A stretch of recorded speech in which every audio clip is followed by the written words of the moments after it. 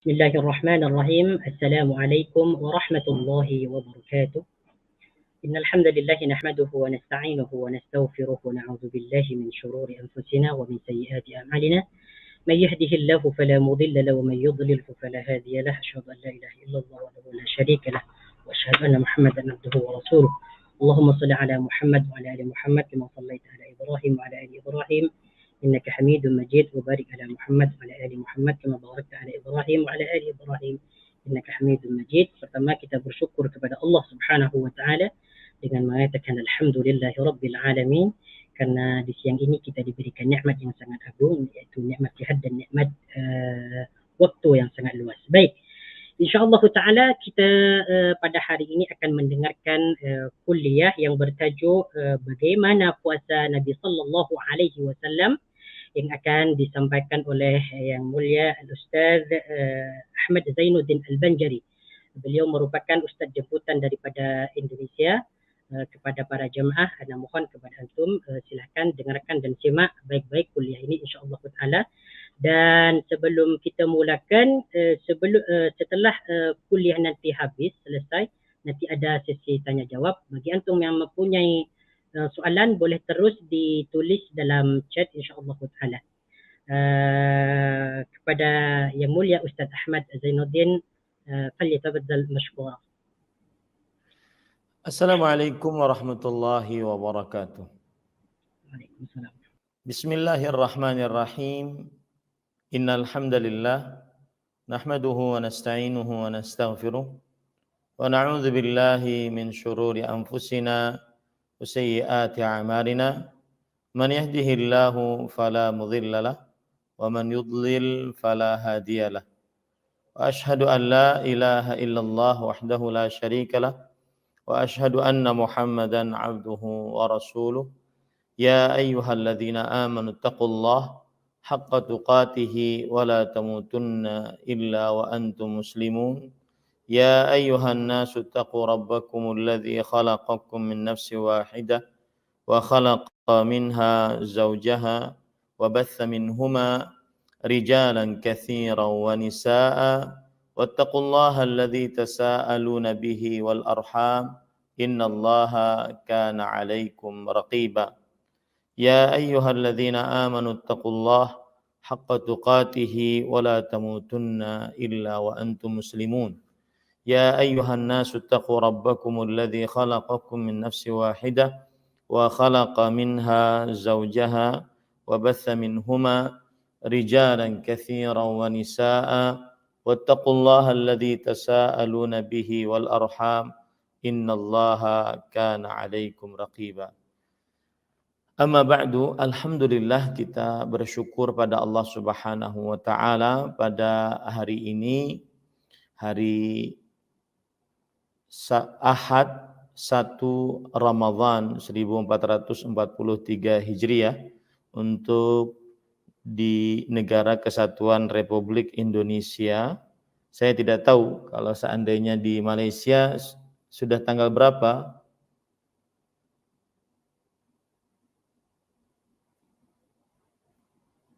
Sudah tanggal Sama, berapa Ustaz. di Malaysia? Sama, Ustaz. Oh, sama. Sama. Alhamdulillah. Baik.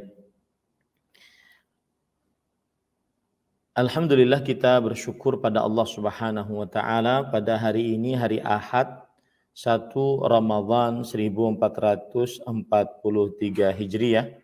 Kita dimudahkan oleh Allah Subhanahu wa taala untuk duduk bersama mengkaji ayat-ayat suci Al-Quran dan hadis-hadis Rasul sallallahu alaihi wa alihi wasallam dalam sebuah kajian Islam ilmiah tematik, membahas tema yaitu bagaimana puasa Nabi Muhammad sallallahu alaihi wa alihi wasallam.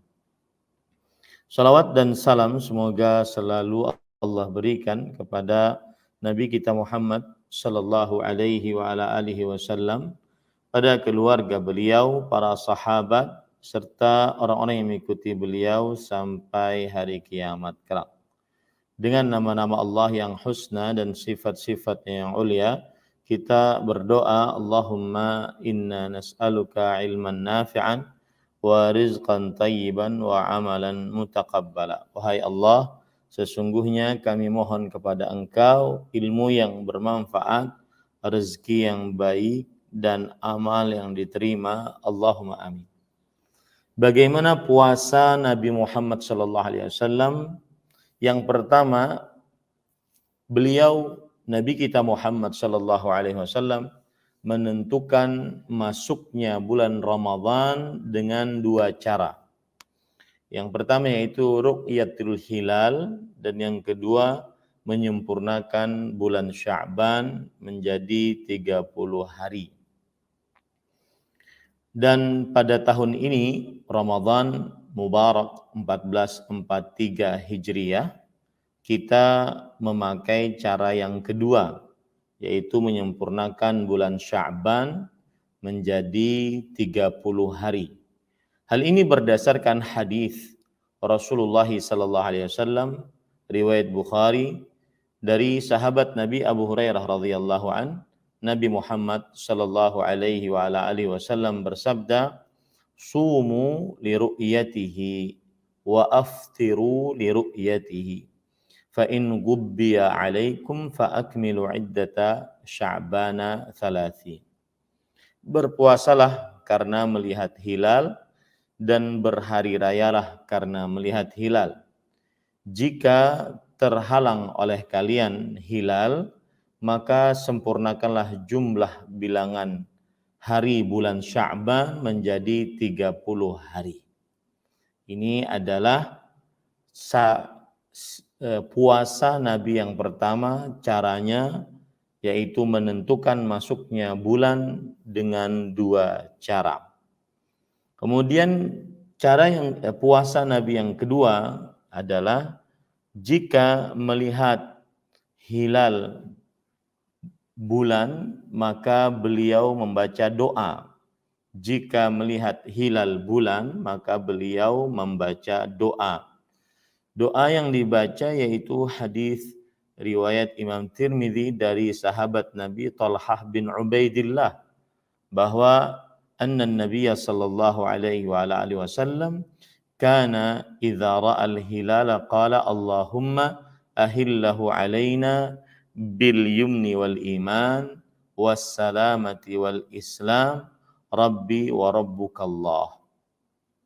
Adalah Nabi Muhammad sallallahu alaihi wasallam jika melihat hilal, yaitu awal bulan Sya'ban, awal bulan maksud saya, maka beliau berdoa, ya Allah, masukkanlah bulan tersebut ke dalam diri kami dalam keadaan penuh kenyamanan dan keimanan, penuh keselamatan dan keislaman. Tuhanku dan Tuhanmu wahai bulan adalah Allah. Ini adalah cara yang kedua dari puasanya Nabi Muhammad sallallahu alaihi wa ala alihi wasallam. Kemudian cara yang ketiga yaitu Nabi Muhammad sallallahu alaihi wa ala alihi wasallam, beliau memberikan kabar gembira kepada para sahabatnya radhiyallahu anhum.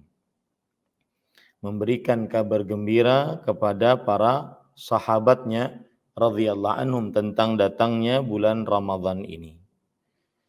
Beliau bersabda dalam hadis riwayat Imam An-Nasa'i, "Atakum Ramadan syahrun mubarak." Telah datang kepada kalian Ramadan, bulan yang penuh dengan berkah. Faradallahu azza wa jalla alaikum siyamah. Yang artinya Allah azza wa jalla telah mewajibkan atas kalian berpuasa padanya. Ini bukti bahwasanya Rasulullah sallallahu alaihi wasallam memberikan kabar gembira kepada para sahabatnya tentang datangnya bulan Ramadan. Maka kita di zaman media sosial yang sangat luar biasa, kita kabarkan kepada kaum muslimin tentang datangnya bulan Ramadan pada saat sekarang ini. Kita kabarkan kepada kaum muslimin datangnya bulan Ramadan pada saat sekarang ini. Sehingga kita bergembira dengan datangnya bulan Ramadan dan dunia diisi dengan datangnya bulan Ramadan ini. Bergembira, bersukacita dengan datangnya bulan Ramadan. Itu cara yang ketiga. Kemudian cara yang keempat, beliau Nabi kita Muhammad sallallahu alaihi wasallam berniat di malam hari. Berniat puasa di malam hari. Hal ini berdasarkan hadis riwayat Imam Abu Daud bahwa Rasulullah sallallahu alaihi wasallam bersabda, "Man lam yujmi'us siyama qabla al-fajri fala siyamalah." Barang siapa yang tidak meletakkan niat sebelum subuh maka tidak sah puasanya. Maka tidak sah puasanya. Di dalam riwayat Imam An-Nasa'i, "Man lam yubayyitus siyama qabla al-fajri fala siyama lahu." Barang siapa yang tidak meletakkan niat di malam hari sebelum subuh maka tidak sah puasanya. Ini semua menunjukkan bahwasanya untuk bulan Ramadan maka berniat puasa di malam hari sebelum terbit fajar subuh. Dan untuk permasalahan niat maka para ulama rahimahumullahu ta'ala menjelaskan bahwa niat tidak diucapkan. Sebagaimana kalau seandainya seorang lagi dalam keadaan ingin berwudu, maka tidak perlu dia mengucapkan niat. Dan ini adalah ijma' para ulama. Dihikayatkan ijma' oleh Imam Ibnu Taimiyah rahimahullahu ta'ala. Bahwa niat tempatnya di hati dan tidak disyariatkan diucapkan.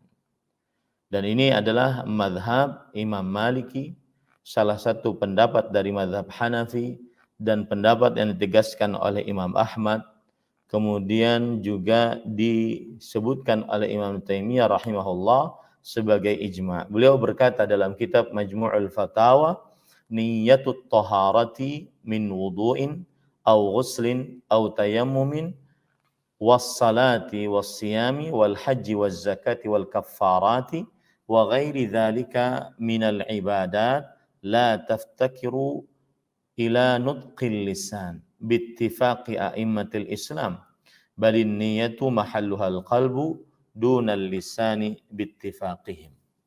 Niat bersuci dari wudu atau mandi atau bertayamum dan sholat, puasa, haji, zakat dan pembayaran kafarat dan lain-lainnya dari ibadah-ibadah tidak memerlukan untuk mengucapkan dengan lisan. Hal ini dengan kesepakatan imam-imam dalam agama Islam. Bahkan karena niat tempatnya di dalam hati dan bukan pada lisan dengan kesepakatan mereka.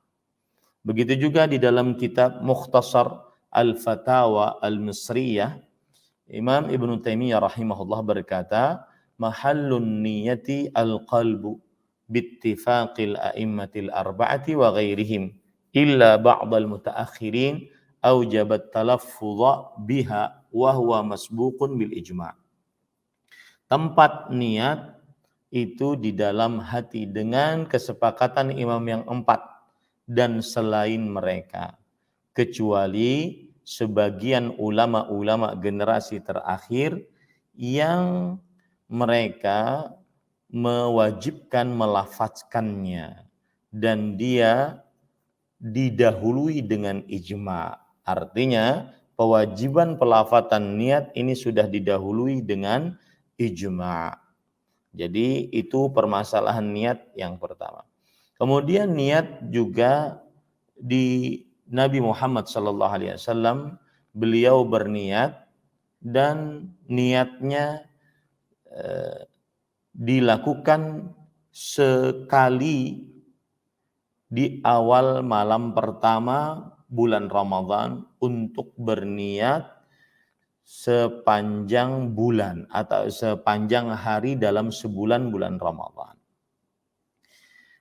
Memang terjadi perbedaan pendapat di antara para ulama bahwa ada yang menyatakan niat diwajibkan di setiap malam Ramadan. Ada yang mengatakan niat cukup hanya pada malam pertama dari bulan Ramadan. Maka wallahu alam, pendapat yang kita ambil adalah bahwa niat puasa bulan Ramadan cukup malam pertama dari bulan Ramadan. Siapa yang berniat berpuasa selama sebulanan penuh sudah mencukupi baginya untuk berpuasa sebulanan penuh, karena tidak ada orang dari kaum muslimin yang berpuasa hanya setengah bulan atau hanya 10 hari. Senantiasa orang berpuasa bulan Ramadan sebulanan penuh. Maka mencukupkan niat satu malam pertama dari bulan Ramadan seluruhnya. Tetapi jika niat tersebut terputus karena terputus niatnya, yaitu seperti karena haid atau nifas atau sakit atau safar yang menyebabkan akhirnya dia tidak berpuasa, maka pada saat itu dia mengulang kembali niatnya untuk melanjutkan niat puasa sehari-hari sisa dari yang dia tidak berpuasa. Itu adalah poin yang keempat. Poin yang kelima yaitu sifat puasa Nabi Muhammad SAW. Beliau makan sahur.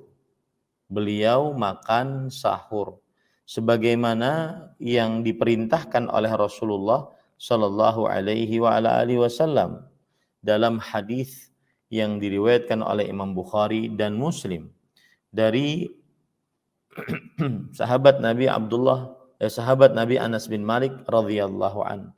Nabi Muhammad Shallallahu Alaihi Wasallam bersabda, "Tasahharu fa inna fis sahuri barakah." Bersahurlah karena sesungguhnya di dalam makanan sahur terdapat berkah.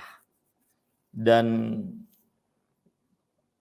ini juga makan sahur juga dicontohkan oleh Rasulullah Shallallahu Alaihi Wasallam, sebagaimana dalam hadis yang diriwayatkan oleh Imam Bukhari dari Anas bin Malik radhiyallahu anhu, bahwasanya Zaid ibn Thabit radhiyallahu anhu bercerita annahum tasahharu ma'an Nabi sallallahu alaihi wasallam, bahwasanya mereka bersahur bersama Rasulullah sallallahu alaihi wasallam. Jadi bersahur adalah perintah langsung dari mulut Rasul sallallahu alaihi wasallam.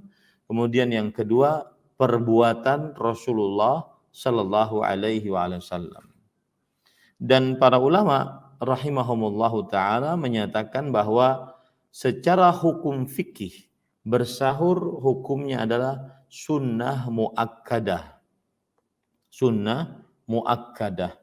Dan ini adalah ijma' para ulama. Bersahur bukan wajib tetapi sunnah. Artinya jika ada orang yang berpuasa kemudian tidak bersahur maka puasanya sah. Jika ada orang berpuasa tidak bersahur maka puasanya sah. Hal ini berdasarkan beberapa sebab. Di antaranya ijma' yang dinukil oleh Al-Hafidh Ibnu Hajar Al-Asqalani rahimahullahu ta'ala, bahwa beliau berkata al-ijma'u ala nadabis sahuri wa istihbabih, yang artinya para ulama berijma' atas sunnahnya bersahur dan dianjurkannya bersahur. Jadi tidak wajib. Sebab yang lain yang menunjukkan bahwasanya bersahur adalah ijma, yaitu Nabi Muhammad SAW pernah berpuasa tanpa bersahur. Ini menunjukkan sunnah. Kalau seandainya wajib, niscaya Rasul SAW akan bersahur. Ya, Nabi Muhammad SAW berpuasa tanpa bersahur dan juga membiarkan para sahabat Nabi radhiyallahu anhum yang berpuasa tanpa bersahur.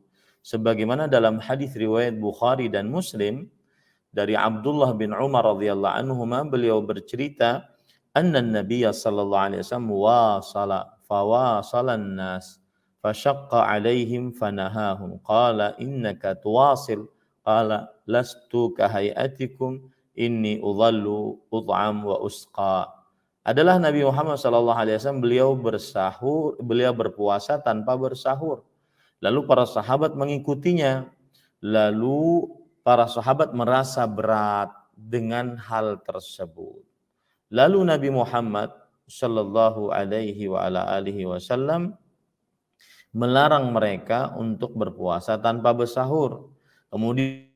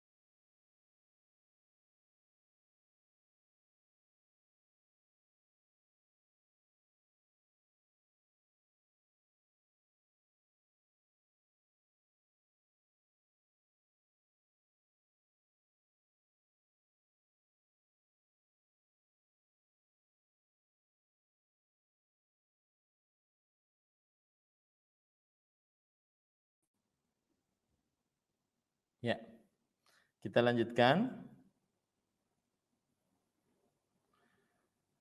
Taib. Kemudian ahibati fillah, afanillah wa iyyakum, kaum muslimin yang saya cintai karena Allah, semoga Allah Subhanahu wa taala selalu memberikan afiat kepada kita di dunia dan di akhirat. Kemudian termasuk hal yang patut diketahui tentang bersahur adalah bahwa Rasulullah Shallallahu Alaihi Wasallam mengatakan makan sahur adalah berkah. Makan sahur adalah berkah. Dalam hadis yang diriwayatkan oleh Imam Muslim dan Bukhari, tasahharu fa inna fis sahuri barakah. Bersahurlah, sesungguhnya di dalam bersahur terdapat berkah. Bersahurlah, sesungguhnya di dalam bersahur terdapat berkah. Nah, berkah bersahur banyak. Di antaranya yaitu orang yang bersahur berarti dia membedakan puasa dia dengan puasa ahlul kitab. Puasa dia dengan puasa ahlul kitab. Dalam hadis riwayat Imam Muslim dari Amr bin As radhiyallahu anhuma, Rasulullah sallallahu alaihi wa ala alihi wasallam bersabda, "Faslu ma baina siyamina wa siyami ahlil kitab akalatus sahar." perbedaan antara puasa kita dengan puasa ahli kitab adalah makan sahur. Kemudian juga keberkahan bersahur, yaitu dalam hadis riwayat Abu Sa'id Al-Khudri radhiyallahu an, innallaha azza wa jalla wa malaikatahu yusalluna 'alal mutasahhirin. Sesungguhnya Allah azza wa jalla dan para malaikatnya bersalawat atas orang-orang yang bersahur. Berarti orang yang bersahur dipuji oleh Allah di hadapan para malaikat. Dan orang-orang yang bersahur didoakan oleh para malaikat agar mendapatkan rahmat Allah Subhanahu wa ta'ala. Agar mendapatkan rahmat Allah Subhanahu wa ta'ala. Ini para ikhwan yang dirahmati oleh Allah Subhanahu wa ta'ala. Kemudian tentang bersahur juga masih berkaitan dengan bersahur, yaitu yang keenam, bersahurnya Nabi Muhammad SAW dekat dengan waktu azan, dekat dengan waktu azan. Sebagaimana hadis riwayat Bukhari dan Muslim, yaitu Rasulullah SAW bersabda, Rasul Shallallahu Alaihi Wasallam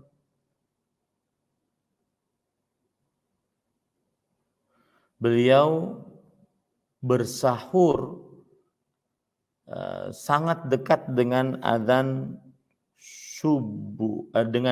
subuh, ya, sangat dekat dengan azan subuh. Sebagaimana hadis riwayat Bukhari dari Zaid bin Thabit radhiyallahu anhu, beliau bercerita annahum tasahharu ma'an Nabi sallallahu alaihi wasallam, bahwasanya Zaid bin Thabit dan para sahabat yang lain bersahur bersama Rasulullah sallallahu alaihi wa ala alihi wasallam.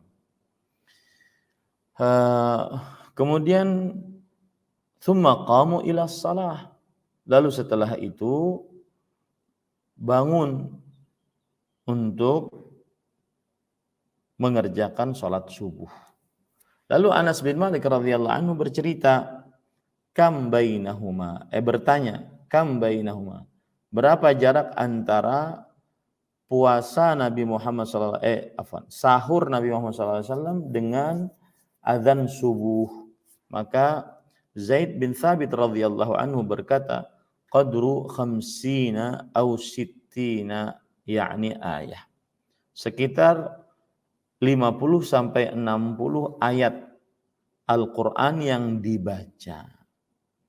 Jadi kalau orang membaca ayat Al-Quran sekitar 50 sampai 60 ayat, maka itulah jarak antara puasanya antara sahurnya Nabi Muhammad sallallahu alaihi wasallam dengan azan subuh. Nah, kalau kita buka surat Al-Baqarah, ya, maka kita akan dapati 60 ayat itu adalah setengah juz.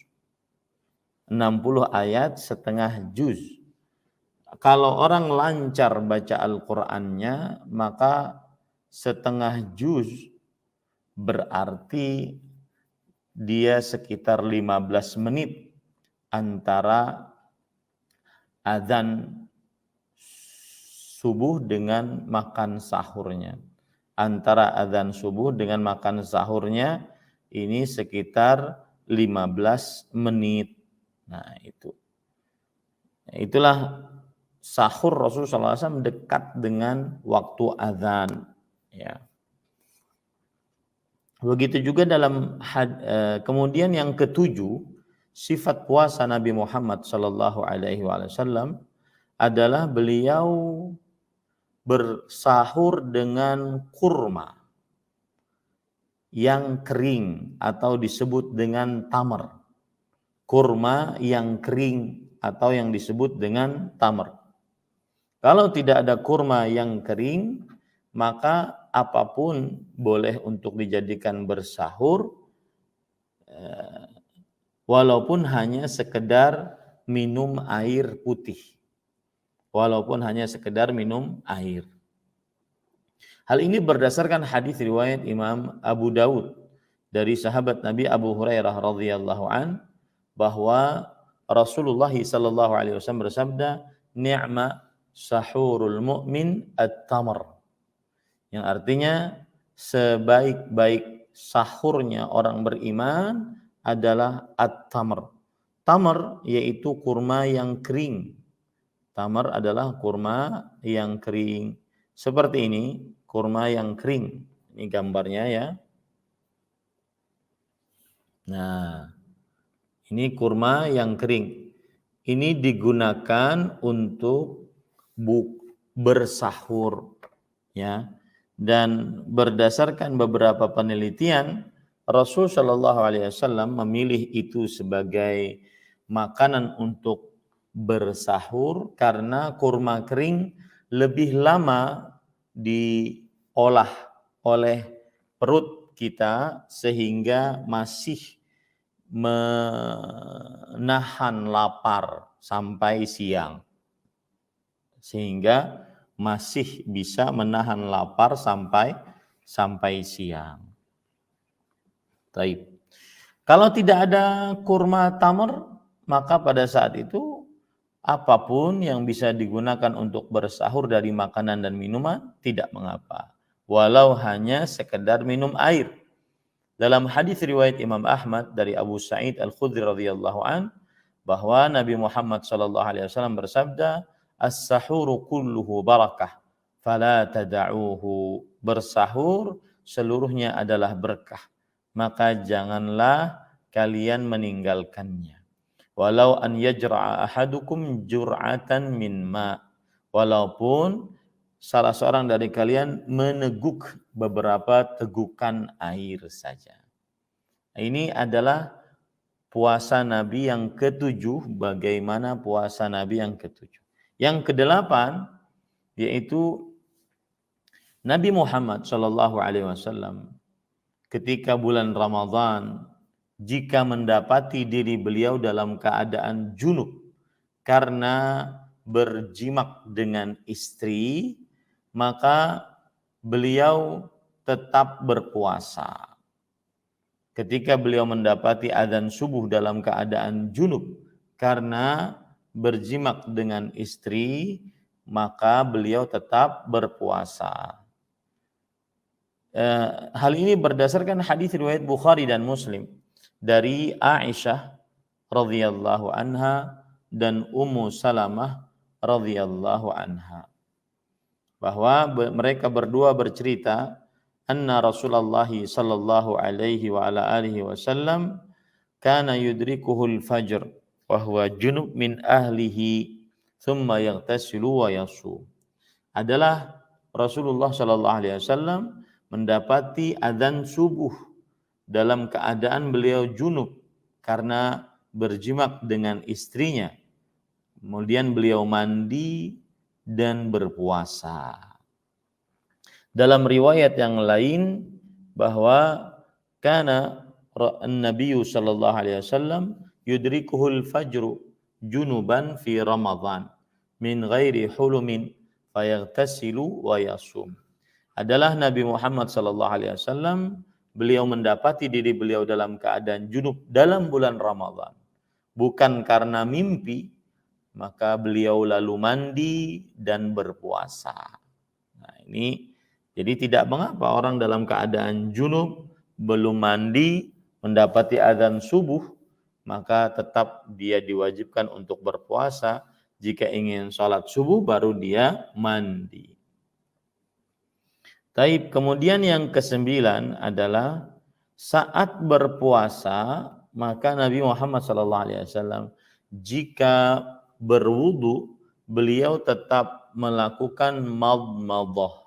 Madmadah artinya berkumur-kumur, masukkan air ke mulut, atau dan istinsyaq. Istinsyaq artinya memasukkan air ke hidung ketika berwudu saat berpuasa. Tetapi jangan terlalu dalam karena khawatir masuk ke dalam tenggorokan atau khawatir masuk ke dalam lewat lubang hidung, ya. Hal ini berdasarkan hadis riwayat Imam Ahmad dari Luqayd bin Sabrah radhiyallahu an, bahwa beliau bertanya, "Ya Rasulullah, akhbirni anil wudu." Wahai Rasulullah, beritahukanlah bagaimana berwudu. Beritahukanlah kepadaku bagaimana berwudu. Maka kemudian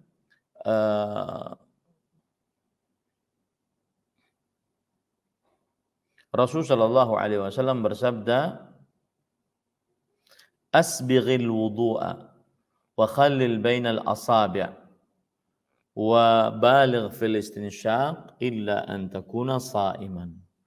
Sempurnakanlah wudu dan selak-selaklah jari jemari, selak-selaklah jari jemari saat berwudu, dan bersungguh-sungguhlah memasukkan air ke hidung, kecuali kamu dalam keadaan berpuasa. Ini menunjukkan bahwasanya saat berpuasa boleh untuk berkumur-kumur dan memasukkan air ke hidung, baik di pagi hari, di siang hari, atau di sore hari, boleh. Tetapi jangan terlalu dalam karena dikhawatirkan akan masuk ke dalam lubang hidung yang dalam. Yang ke-10 yaitu Nabi Muhammad SAW senantiasa bersiwak meskipun saat berpuasa. Senantiasa bersiwak meskipun saat berpuasa. Hal ini berdasarkan perkataan Imam Bukhari rahimahullah di dalam kitab beliau Sahih Bukhari. Beliau mengatakan, babu siwakir rutabi wal yabisi lis-shaim. Bab bersiwak yang basah atau yang kering bagi orang yang berpuasa. Bersiwak yang basah atau yang kering bagi orang yang berpuasa. Kemudian Imam Bukhari menyebutkan, wa yadhkaru an Amir bin Rabi'ah radhiyallahu anhu qala ra'aitu an-nabiyya sallallahu alaihi wa alihi wasallam yastaku wa huwa sha'im ma la uhsi wa la u'id. Disebutkan bahwasanya Amir bin Rabi'ah radhiyallahu anhu, beliau bercerita, aku pernah melihat Nabi Muhammad sallallahu alaihi wasallam bersiwak dalam keadaan beliau sedang berpuasa dalam jumlah yang sangat banyak, tidak bisa dihitung. Artinya Nabi Muhammad SAW sering kalau sedang berpuasa beliau bersiwak. Kalau sedang berpuasa beliau bersiwak. Nah, ini ahibati fillah, hafanillah wa iyyakum. Kemudian ahibati fillah, hafanillah wa iyyakum, yang ke-11, dan juga dalil yang lain yang menunjukkan keumuman bahwasanya bersiwak adalah disyariatkan dalam syariat Islam, yaitu bahwa Nabi Muhammad SAW bersabda dalam hadis riwayat Imam An-Nasai dari sahabat Nabi Ummul Mukminin Aisyah radhiyallahu anha, beliau berkata, Rasulullah SAW bersabda, as-siwaku mathaharatun lil fami mardhatun lirabb. Siwak adalah membersihkan mulut dan mendatangkan ridha Allah Subhanahu wa taala. Siwak adalah membersihkan mulut dan mendatangkan ridha Allah Subhanahu wa taala.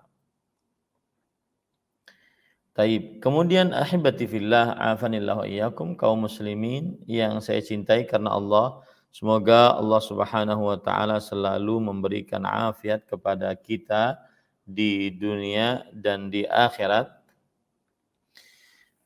Yang ke-11 adalah bahwa Nabi Muhammad sallallahu alaihi wasallam beliau saat berpuasa beliau selalu menjaga sholat 5 waktu dan mengerjakan sholat 5 waktu tersebut berjamaah di masjid. Ini sifat puasa Nabi Muhammad SAW.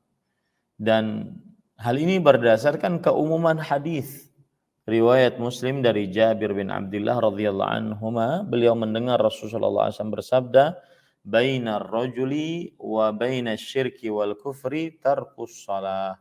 Jarak antara seseorang dan kesyirikan dan kekufuran meninggalkan sholat. Taib. Kemudian juga berdasarkan hadis riwayat Imam Tirmidzi dari Abdullah bin Buraidah, dari Buraidah bin Al-Husayb radhiyallahu an, bahwa Rasulullah sallallahu alaihi wasallam bersabda, "Al-ahdu alladhi bainana wa bainahumus shalah. Faman tarakaha faqad kafar." Bahwa Rasulullah SAW bersabda, perjanjian antara kami kaum muslimin dan mereka kaum kafirin adalah orang-orang yang adalah sholat. Siapa yang meninggalkan sholat maka sungguh dia telah kafir.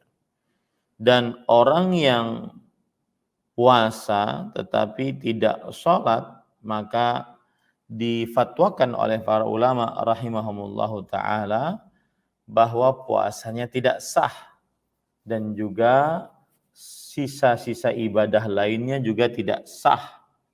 Hal ini sebagaimana fatwa Asy-Syaikh Abdul Aziz Ibn Baz rahimahullah, beliau ditanya, "Hunaka man yasumu wa yuaddi ba'dal ibadat walakinnahu la yusalli, fahal yuqbalu shaumuhu wa ibadatuhu?"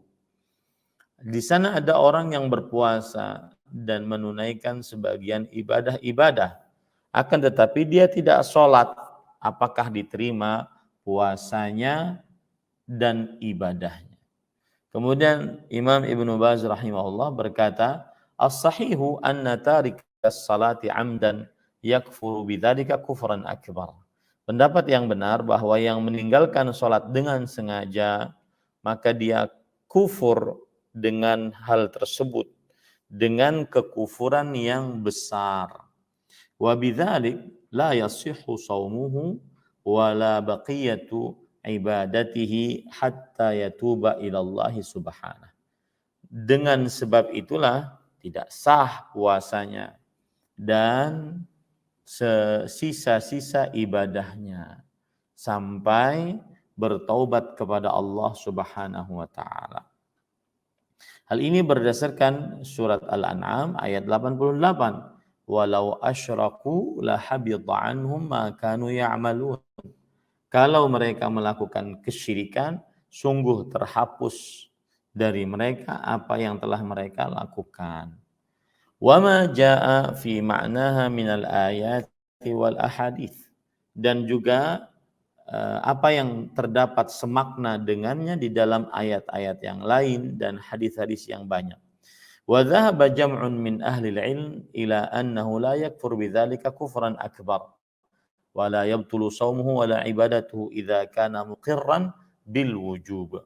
Dan sebagian ulama berpendapat bahwa tidak kufur dengan hal itu kekufuran akbar, dan tidak batal puasanya kalau misalkan dia meninggalkan sholat dan juga ibadah-ibadah lainnya jika dia masih meyakini kewajiban puasa atau kewajiban sholat maksud saya. Walakinnahu taraka as-salata tasahulan wa kasalan. Tetapi dia meninggalkan sholat hanya karena malas dan karena meremehkan. Tetapi kata Imam Ibnu Baz rahimahullah, was-sahihu al-qaulul awwal. Pendapat yang benar adalah pendapat yang pertama, bahwa meninggalkan sholat dengan sengaja kufur dan yang hal itu menyebabkan tidak sah puasanya. Nah, kemudian juga tadi mendirikan sholat berjamaah di masjid. Nah, saya tak tahu nih di Malaysia bagaimana COVID-19, sudah bolehkah untuk berjamaah di masjid? Sudah boleh Ustaz. Saf sudah rapat. Saf sudah rapat, boleh berjamaah di masjid. Alhamdulillah. Berarti bagi laki-laki mulai kembali untuk menyempurnakan sholat 5 waktunya di masjid-masjid. Dan Rasul Shallallahu Alaihi Wasallam tidak memberikan keringanan kepada seorang yang tunanetra, seorang yang buta mata, jauh rumahnya dari Masjid Nabawi, dan dia tidak memiliki penuntun, dan dia antara rumahnya dengan Masjid Nabawi banyak binatang buas, tetap Nabi Muhammad SAW tidak memberikan keringanan untuk sholat di rumah. Sebagaimana hadis riwayat Muslim dari Abu Hurairah radhiyallahu an, atan Nabiyya sallallahu alaihi wasallam rajulun a'ma. Pernah orang datang kepada Rasul sallallahu alaihi wasallam, seorang yang buta matanya. Lalu orang tersebut berkata, "Ya Rasulullah, innahu laisa li qa'id yaquduni ilal masjid." Wahai Rasulullah, aku tidak memiliki penuntun yang menuntunku ke masjid. Kemudian Rasulullah sallallahu alaihi wasallam meringankan orang tersebut agar orang tersebut sholat di rumah saja. Lalu ketika orang tersebut hendak berpaling, dipanggil oleh Rasul sallallahu alaihi wasallam. Kemudian Rasul sallallahu alaihi wasallam bertanya kepada orang tersebut, "Hal tasma'un nidaa bis shalah?" Apakah engkau mendengar azan yang dikumandangkan untuk sholat? Maka laki-laki ini mengatakan, "Na'am, iya wahai Rasulullah." Kemudian Rasulullah SAW mengatakan, "Fa'ajib." Kalau begitu jawablah. Dalam riwayat yang lain ya disebutkan bahwasanya syashi'ud dar, yang artinya rumahnya jauh. Kemudian di akhir hadis Rasulullah SAW bersabda, "La ajidu laka rukhsatan." Aku tidak mendapati keringanan bagimu untuk sholat di dalam rumah. Hadis ini riwayat Imam Abu Daud. Kemudian juga di dalam lafaz yang lain, orang ini berkata, "Ya Rasulullah, inna bil madinati kathratul hawami was-siba'." Sesungguhnya di kota Madinah banyak binatang buas. Banyak binatang buas. Lalu Rasul sallallahu alaihi wasallam masih bertanya, "Apakah engkau mendengar hayya 'alas shalah, hayya 'alal falah?" Kata beliau, "Fahayya halla." Kalau kamu mendengar hayya 'alas shalah, hayya 'alal falah, maka penuhilah panggilan tersebut. Nah, ini. Kemudian para ikhwan yang dirahmati oleh Allah Subhanahu wa taala, jadi laki-laki ini mempunyai enam alasan sebenarnya untuk meninggalkan sholat berjamaah di masjid. Yang pertama, matanya buta. Yang kedua, rumahnya jauh. Yang ketiga, di kota Madinah banyak binatang buas. Yang keempat, tidak ada yang menuntunnya. Yang kelima, dia tua, orangnya tua. Yang keenam, di antara rumah dengan Masjid Nabawi banyak sekali pepohonan. Ini sebagaimana disebutkan oleh Imam Ibnu Qayyim Al-Jauziyah rahimahullah di dalam kitab As-Salah. Yang jelas sifat puasa Nabi Muhammad SAW saat beliau berpuasa, beliau tetap menjaga mendirikan sholat dan mendirikan sholatnya berjamaah di dalam masjid bagi laki-laki. Kemudian yang ke-12, sifat puasa Nabi Muhammad SAW adalah beliau mencium, mencumbu, memeluk istrinya saat berpuasa. Ya, sebagaimana hadis riwayat Bukhari dan Muslim dari Aisyah radhiyallahu anha, beliau menceritakan anna Rasulullah sallallahu alaihi wasallam kana yuqabbiluha wa huwa shaim. Adalah Rasulullah sallallahu alaihi wasallam beliau memeluk Aisyah radhiyallahu anha dalam keadaan sedang berpuasa. Di dalam riwayat yang lain, yuqabbilu fi Ramadan. Beliau memeluk ataupun mencium Aisyah radhiyallahu anha saat bulan Ramadan wa huwa shaim, saat Nabi Muhammad SAW sedang berpuasa. Nah, ini tidak mengapa bagi siapa yang kuat menahan hawa nafsunya. Bagi siapa yang tidak kuat menahan hawa nafsunya, jangan. Ya, misalkan dia tidak kuat memeluk istrinya, mencium istrinya, karena nanti dikhawatirkan dia akan dia akan keluar air maninya, maka ini tidak diperbolehkan. Yang kuat saja yang diperbolehkan. Taib. Kemudian sifat puasa Nabi yang ke-13 adalah menjauhi seluruh yang membatalkan puasa saat berpuasa. Seperti berjima, ya. Kemudian yang kedua adalah keluarnya air mani dengan sengaja, baik itu karena memeluk tadi, mencium tadi, ataupun karena masturbate, ya, atau karena memikirkan sesuatu, atau karena memandang sesuatu, ya. Yang ketiga, makan dan minum. Yang keempat, perkara yang semakna makan dan minum. Perkara yang semakna makan dan minum ini seperti misalkan suntik, ya, suntik, ya. Kemudian dengan suntik tersebut dia tambah kuat saat puasanya. Nah, kalau itu dilakukan saat puasa, batal puasanya. Atau seperti misalkan infus. Infus tahu ya? Infus adalah kalau orang sakit kemudian dimasukkan infus. Saya takut bahasanya beda dengan Malaysia. Nah, kemudian yang keempat tadi ya, semakna makan dan minum. Yang kelima adalah mengeluarkan darah. Mengeluarkan darah dalam jumlah yang banyak seperti donor darah, seperti bekam, hijamah. Rasulullah sallallahu alaihi wasallam bersabda dalam hadis riwayat Imam Abu Daud, aftaral hajimu wal mahjum. Yang keenam yaitu bersengaja memuntahkan diri, muntah keluar dari mulut.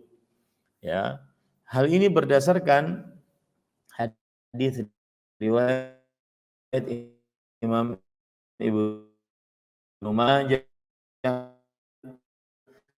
mandara fa'alil qada. Barang siapa yang muntah tanpa sengaja tidak ada qada atasnya, boleh, tidak mengapa. Tapi siapa yang menyengajakan muntah maka wajib mengqada, artinya batal puasanya. Yang ketujuh, keluarnya darah haid dan nifas. Ini batal puasanya. Yang kedelapan, berniat berbuka bukan pada waktu berbuka. Ini batal puasanya karena innamal likulli imri'in ma nawa. Setiap orang sesuai dengan apa yang ia niatkan. Yang kesembilan, murtad, keluar dari agama Islam. Nah, pembatal-pembatal ini dijauhi oleh Nabi Muhammad SAW saat beliau berpuasa. Dan pembatal-pembatal ini akan bisa membatalkan puasa jika memenuhi syarat-syarat. Syarat yang pertama yaitu orang yang berpuasa mengetahui ilmu tentang pembatal-pembatal tersebut. Ya. Dia mengetahui, bukan bodoh dia. Kalau dia tidak tahu, maka tidak membatalkan puasa. Kemudian yang kedua adalah harus dia dalam keadaan bukan karena lupa. Kalau lupa tidak batal puasanya, tapi dia mengerjakannya memang karena dalam keadaan ingat, sengaja. Kemudian yang ketiga yaitu memang dia melakukan pembatal-pembatal tersebut karena pilihan dia. Maka inilah syarat pembatal-pembatal puasa. Yang ke-14, sifat puasa Nabi Muhammad sallallahu alaihi wasallam yaitu menjauhi seluruh yang diharamkan ketika berpuasa dan di luar puasa. Menjauhi seluruh yang diharamkan ketika berpuasa dan juga sebenarnya diharamkan di luar puasa. Jadi di sana ada hal yang membatalkan puasa, ada hal yang mengurangi pahala puasa. Yang membatalkan puasa seperti dusta dan segala macam yang berhubungan dengan kedustaan dan kebohongan. Seperti saksi palsu, sumpah palsu, memalsukan barang, kemudian menipu, mengoplos, dan seterusnya. Maka ini mengurangi pahala puasa. Hal ini sebagaimana hadis riwayat Bukhari dan Muslim, bahwa Nabi Muhammad SAW bersabda, "Man lam yada' qaula zur wal amala bih, falaysa lillahi hajah fi an yada'a ta'amahu wa syarabah." Barang siapa yang tidak meninggalkan perkataan dusta dan perbuatan-perbuatan yang menuju kepada kedustaan, maka Allah tidak memerlukan baginya ia meninggalkan makan dan minum. Dan qaul az-zur di sini adalah al-kadzib, kata Imam Al-Hafidz Ibnu Hajar Al-Asqalani rahimahullahu taala.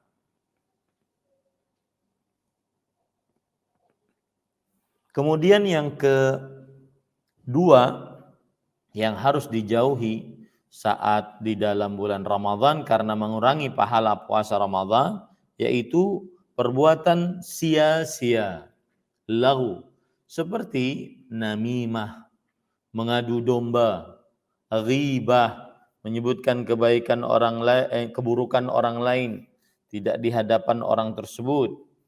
Kemudian bermusik, bernyanyi, ini termasuk daripada lagu. Rasulullah SAW bersabda dalam hadis riwayat Imam Ibnu Khuzaimah, "Laisa as-siyamu minal akli wasyurb, innama as-siyamu minal lagwi warrafath." Bukanlah berpuasa itu termasuk menahan makan dan minum saja. Sesungguhnya puasa adalah hakikatnya menahan perbuatan lagu, sia-sia. Nah, kemudian yang ketiga yaitu perbuatan rafath. Rafath adalah al-kalamul fahish, ucapan yang kotor, yang keji, berkaitan dengan syahwat, hubungan laki-laki perempuan, berkaitan dengan tubuh perempuan, berkaitan dengan syahwat terhadap perempuan, dan seterusnya. Sebagaimana dikatakan oleh Al-Hafidz Ibnu Hajar Al-Asqalani rahimahullah, bahwasanya ar-rafath adalah al-kalamul fahish. Ar-rafath adalah perkataan yang keji. Wa huwa yutlaqu ala hadza wa 'ala al-jima'.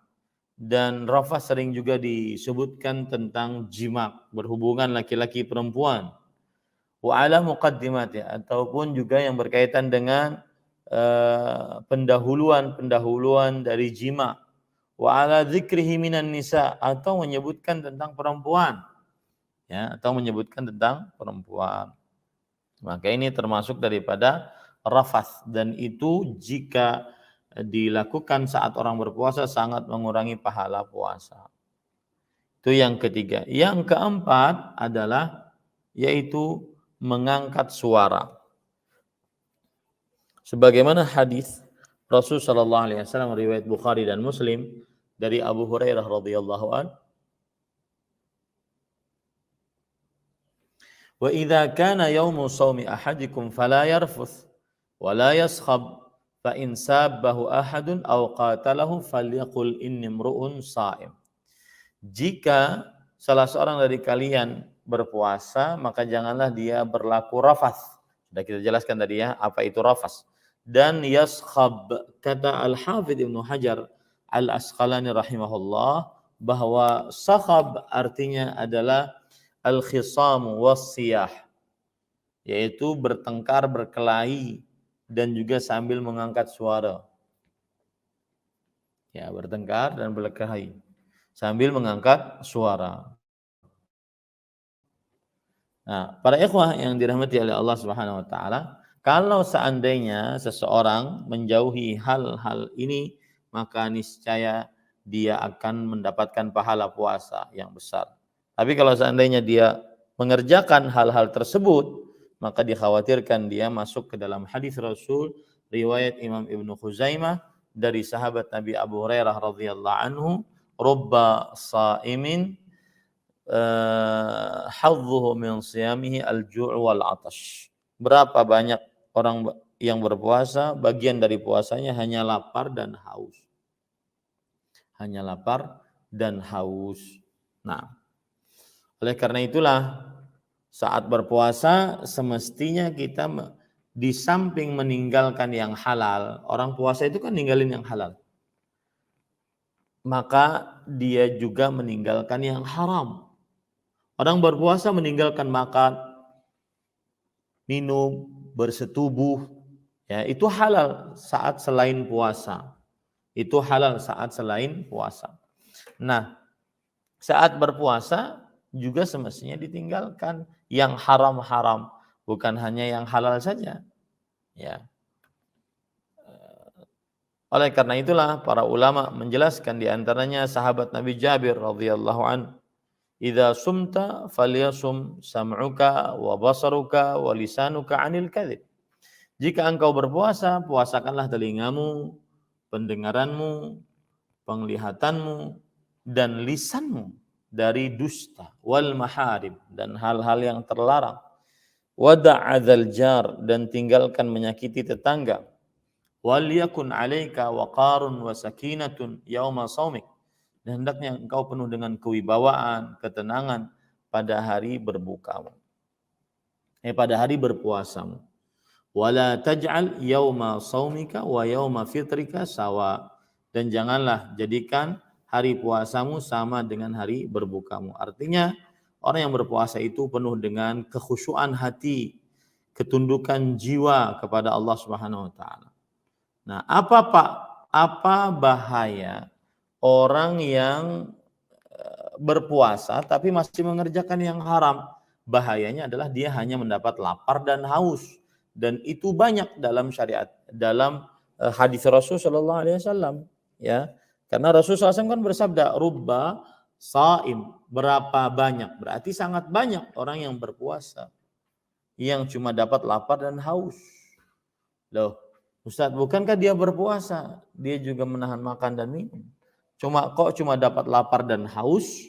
Maka dijelaskan hal ini oleh Al-Hafidh Ibn Rajab Al-Hambali rahimahullah. Beliau mengatakan, "Anna at-taqarruba ila Allah Ta'ala bitarkil mubahat la yakmul illa ba'da at-taqarrubi ilaihi bitarkil muharramat." Yang artinya mendekatkan diri kepada Allah Subhanahu wa taala dengan puasa, meninggalkan hal-hal yang halal untuk puasa, untuk mendekatkan diri kepada Allah, ini tidak sempurna kecuali dengan meninggalkan yang haram. Faman irtakabal muharramat thumma taqarraba bi tarkil mubahat kana bimathabati man yatrukul fara'id wa yataqarrabu bin nawafil.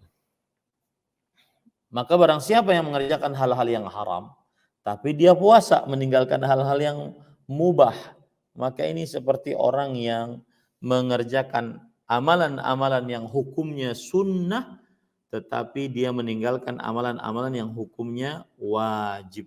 Nah, ini makanya hati-hati jangan sampai berpuasa puasanya orang awam. Sebagaimana dikatakan oleh Imam Maimun bin Mihran rahimahullah. Beliau mengatakan bahwa inna ahwanas siyami tarkut ta'ami wasyarab. Sesungguhnya puasa orang awam, orang yang tidak belajar agama, ini adalah hanya puasa yang menahan makan dan minum saja. Yang ke-15, Nabi Muhammad SAW saat berpuasa, baik itu di siang hari atau di malam hari, beliau terutama di malam hari, beliau banyak membaca Al-Quran. Hal ini sebagaimana yang diceritakan dalam hadis riwayat Bukhari dari Abdullah bin Abbas radhiyallahu anhuma, bahwa Jibril alaihissalam mendatangi Rasul sallallahu alaihi wasallam di setiap malam Ramadan dan beliau yudarisuhul Quran. Beliau mengajari Rasulullah sallallahu alaihi wasallam Al-Quran. Tadarus, makanya disebut dengan tadarus karena di sana ada mengajari. Nah ini harus diperbanyak baca Qur'annya, ya.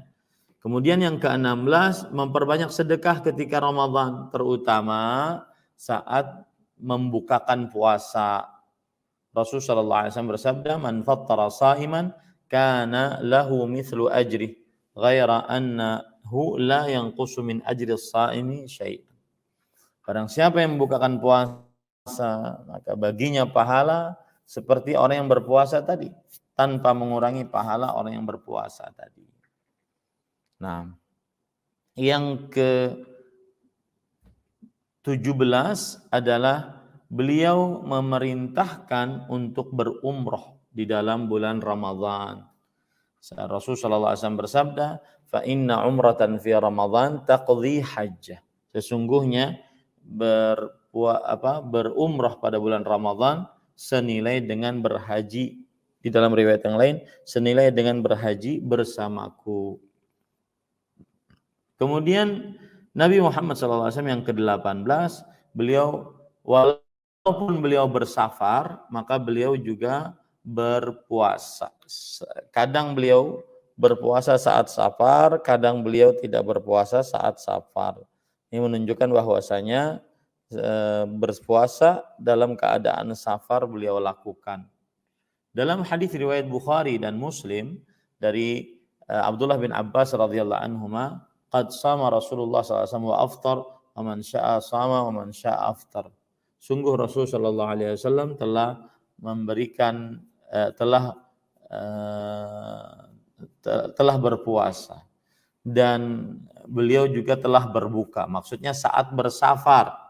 Siapa yang ingin berpuasa saat safar silahkan, siapa yang ingin berbuka saat safar dipersilahkan.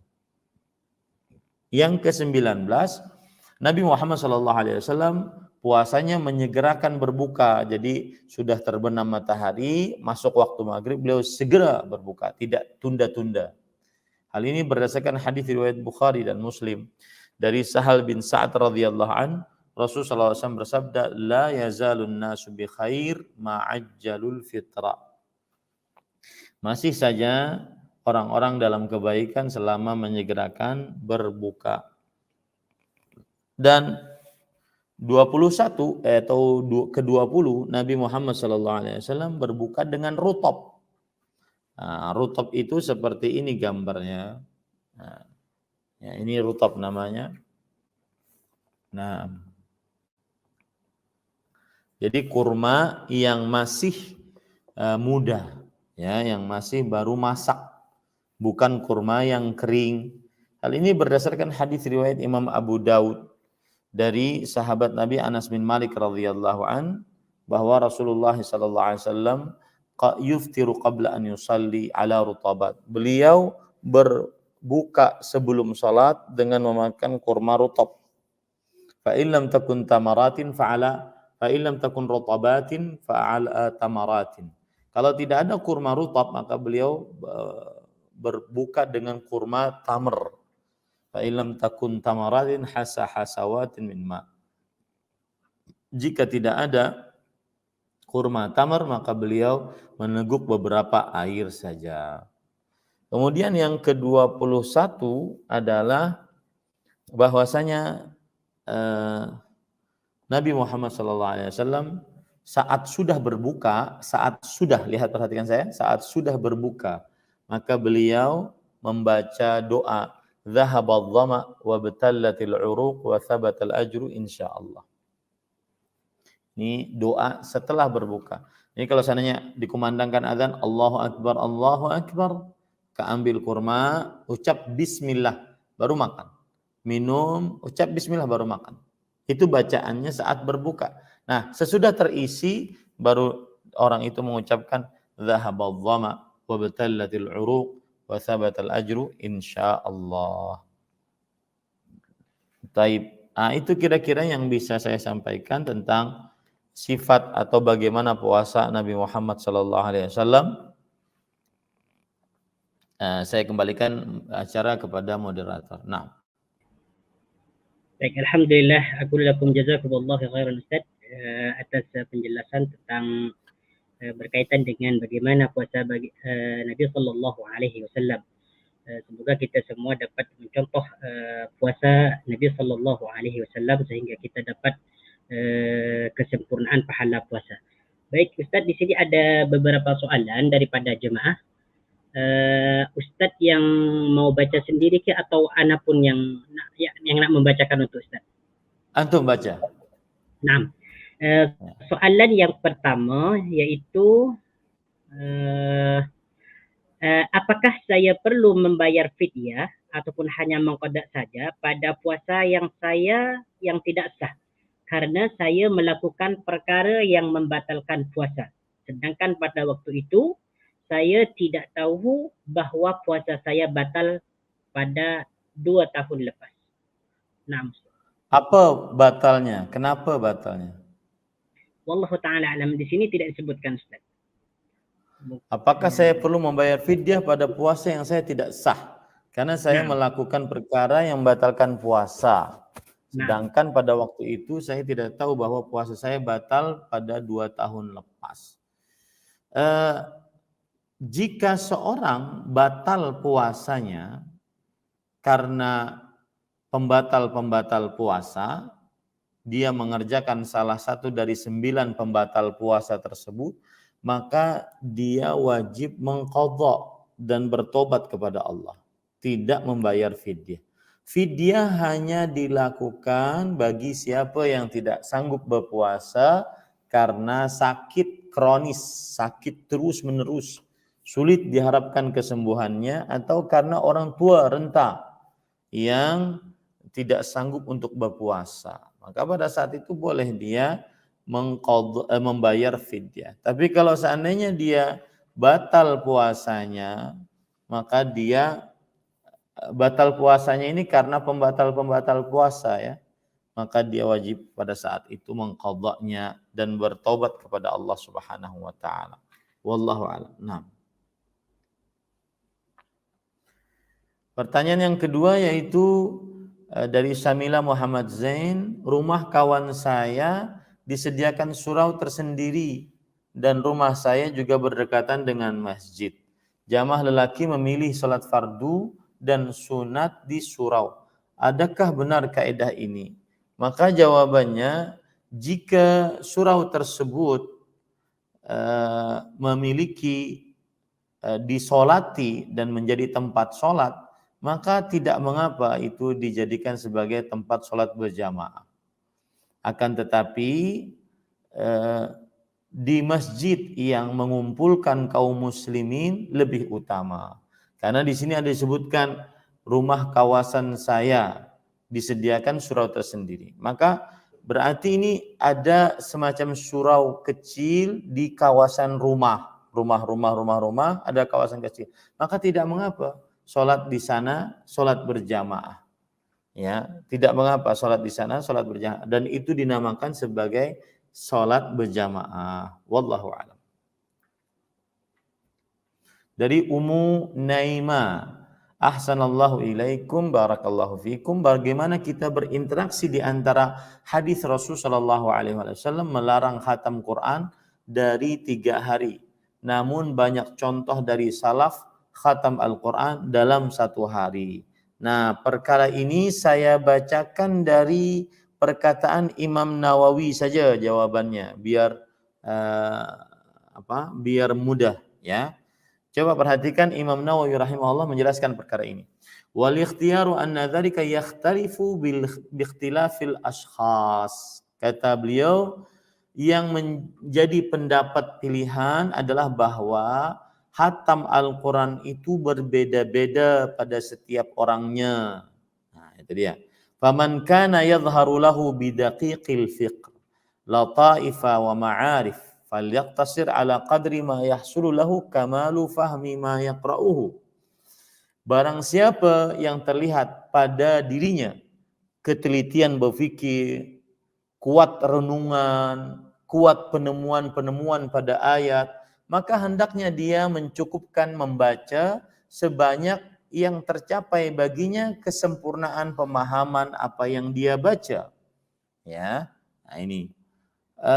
Wa kadza man kana mashghulan binashril ilm aw ghairihi min muhimmatid din wa masalihil muslimin al-'ammah falyaqtasir ala qadri la yahsulu bisababihi ikhlal bima huwa marsadun lah. Atau demikian pula yang sibuk dengan penyebaran ilmu seperti para ustadz ya, para pendakwah atau hal lain dari kepentingan-kepentingan agama dan kaum muslimin secara umum, maka hendaknya dia mencukupkan bacaan sebanyak yang tidak terjadi dengan sebabnya kelalaian dengan apa yang menjadi tugas utamanya. Jadi maksudnya kalau dia pendakwah, kalau dia ustadz, Kalau dia tuan guru, maka dia membaca Al-Quran, tapi jangan sampai terlalaikan dakwahnya. Nah, begitu. Kemudian wa illam yakun min haula'il madhkurin falyastakthir ma amkanahu min ghairi khurujin ila haddil malal wal hadramah. Nah, adapun jika bukan dari mereka semua yang disebutkan, maka hendaklah dia memperbanyak bacaan sesuai dengan kesanggupannya tanpa keluar dari batas terlalu bosan atau terlalu cepat saat membaca Al-Quran. Nah, ini menunjukkan bahwasanya bagaimanapun di dalam bulan Ramadan disyariatkan memperbanyak hataman Al-Quran. Adapun larangan Rasul sallallahu alaihi wasallam kepada Abdullah bin Amr bin As radhiyallahu anhuma bahwa tidak boleh lebih daripada 3 hari menghatamkannya, maka atau tidak boleh kurang dari 3 hari, maksud saya menghatamkan Qur'annya, ini adalah dalam keadaan di luar Ramadan. Di luar Ramadan. Jadi di luar Ramadan paling maksimal 3 hari. Ya, atau bisa sepekan, 1 pekan, 7 hari. Dan yang paling bagus sebulan. Setiap bulan dia hatam. Nah, ini wallahu a'lam. Naam. Jadi Ummu Naimah lagi, ahsanallahu ilaikum wa baraka fikum, barakallahu fik. Apakah sahih riwayat yang mengatakan Imam Malik rahimahullah meninggalkan majlis di bulan Ramadan untuk memperbanyak bacaan Al-Quran? Ada riwayat yang menunjukkan akan hal itu, akan tetapi saya belum meneliti apakah riwayatnya sahih atau tidak. Tetapi para ikhwan yang dirahmati oleh Allah Subhanahu wa taala, para ulama di antaranya Imam Muslim bin Ubaidillah bin Shihab Az-Zuhri, beliau menyatakan apabila sudah masuk dalam bulan Ramadan, maka beliau mengatakan bahwasanya idza dakhala Ramadan innama huwa syahru tilawatil Qur'an wa it'amut ta'am. Jika telah masuk bulan Ramadan, maka sesungguhnya dia adalah bulan untuk membaca Al-Quran dan bulan untuk memberi makan kepada orang-orang yang memerlukan. Nah, adapun pengajian para ikhwan yang dirahmati oleh Allah Subhanahu wa taala, maka yang kita lakukan seperti sekarang ini, ya, apakah ini tercela ataukah ini tidak boleh saat bulan Ramadan? Maka jawabannya tidak juga, karena di dalamnya terdapat pengajaran bagi kaum muslimin bagaimana mereka berpuasa sesuai dengan petunjuk Rasul sallallahu alaihi wasallam. Disebutkan di dalam kitab Lataiful Ma'arif bahwasanya Abdul Razzaq berkata, "Kana Sufyan ats-Tsauri idza dakhala Ramadan taraka jami'al ibadah wa aqbala ala qira'atil Qur'an." Adalah Sufyan bin Masruq ats-Tsauri rahimahullah, jika telah masuk dalam bulan Ramadan, beliau meninggalkan seluruh ibadah kecuali kemudian beliau fokus membaca Al-Qur'an. Ya. Memang para ikhwan yang dirahmati oleh Allah Subhanahu wa taala, yang terkenal dari mereka adalah Imam Az-Zuhri, Imam Malik, ya, yaitu Imam Az-Zuhri seorang tabi'i, kemudian Imam Malik seorang tabi'ut tabi'in, tabi'ut tabi'in. Maka bahwasanya mereka meninggalkan majlis di sini, saya membaca bahwa tidak ada sanad yang menyebutkan akan hal ini, meninggalkan majlis ilmu, kecuali Al-Hafidz Ibnu Rajab Al-Hambali rahimahullahu taala. Ya, kecuali Al-Hafidz Ibnu Rajab Al-Hambali rahimahullahu taala.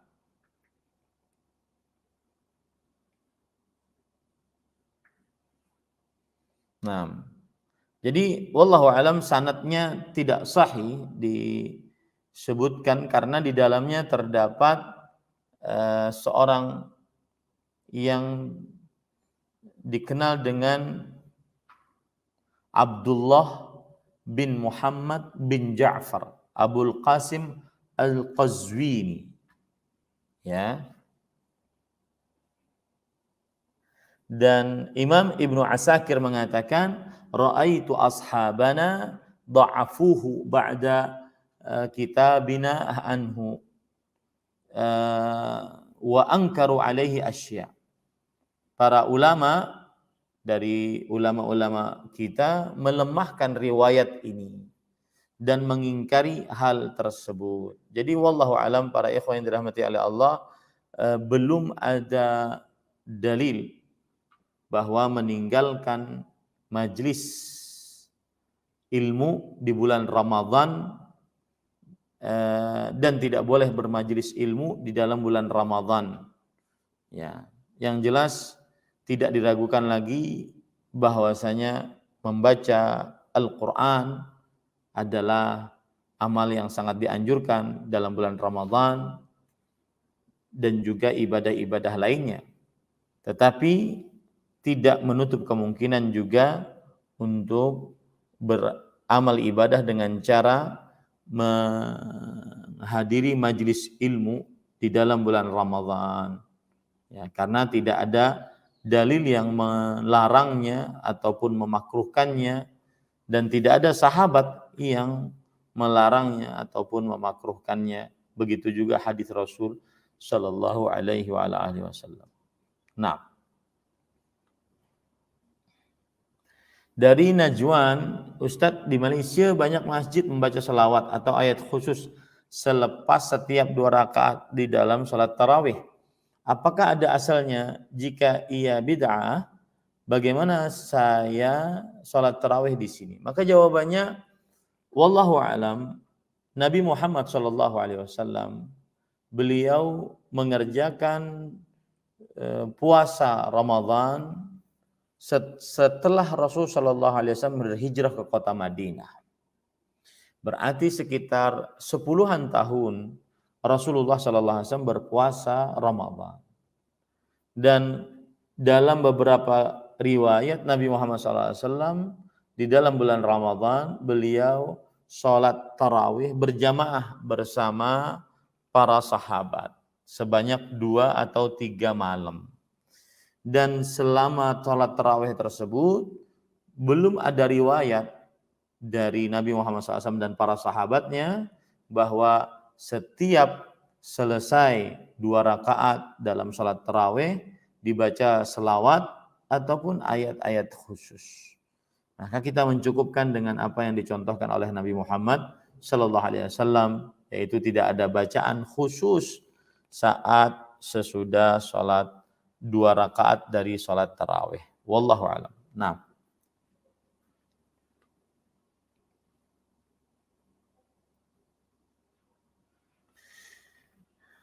silakan yang lain.